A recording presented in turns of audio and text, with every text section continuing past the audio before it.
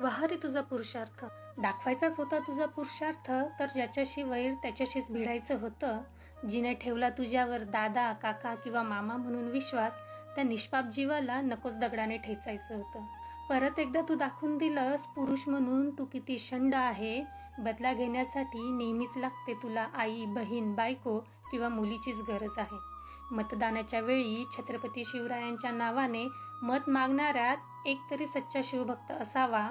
राज्यकर्त्यांमध्ये एखाद्याने तरी आपल्या मुलीबाळींसाठी चौरंग्याचा फतवा काढावा. काय शिक्षा असावी या नराधमासाठी? मरेपर्यंत फाशी? नको. काही सेकंदात खेळ संपेल. मग त्या निष्पाप जीवाच्या वेदना त्या नराधमाला कशा कळेल?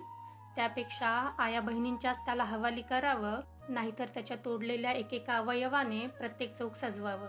म्हणजे धजावणार नाही कोणी वाकड्या नजरेने बघण्या, हिम्मत होणार नाही परत कोणाचेही दुष्कर्म करण्या.